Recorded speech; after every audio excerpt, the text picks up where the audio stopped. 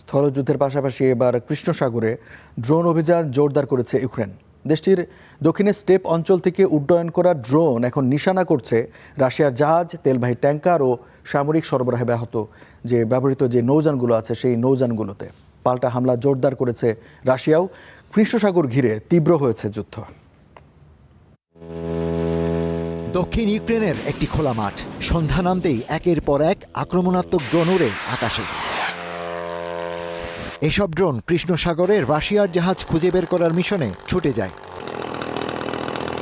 ইউক্রেনের দাবি, গত ৩ সপ্তাহে ক্রিমিয়া উপকূলের আশপাশে ১৮০টিরও বেশি জাহাজ ও সমুদ্রভিত্তিক লক্ষ্যবস্তুতে হামলা চালানো হয়েছে।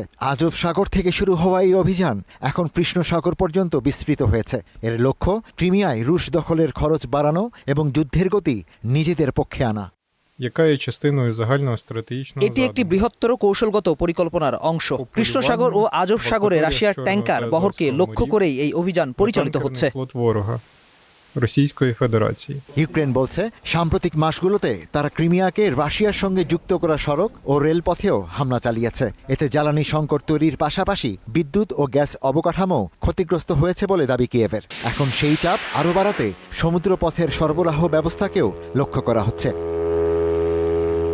এই অভিযানে ব্যবহার করা হচ্ছে ইউক্রেনে তৈরি FP1 ও FP2 ড্রোন। এগুলো 100 কিলোমিটারেরও বেশি দূর থেকে উড্ডয়নের পর নির্ধারিত এলাকায় পৌঁছে চূড়ান্ত আঘাত হানে। আমাদের সবচেয়ে বড় চ্যালেঞ্জ এখন এই গতি ধরে রাখা। আমরা যে গতিতে অভিযান চালাচ্ছি সেটি বজায় রাখাই সবচেয়ে গুরুত্বপূর্ণ। তবে রাশিয়াও পাল্টা হামলা জোরদার করেছে। বিশেষ করে ওডেসা সহ ইউক্রেনের দক্ষিণাঞ্চলের বন্দরগুলোতে হামলা বাড়িয়েছে মস্কো। ফলে কৃষ্ণ সাগর ঘিরে কৌশলগত এই লড়াই আরও তীব্র হয়ে উঠেছে। Ishtiaq Hossain, star news.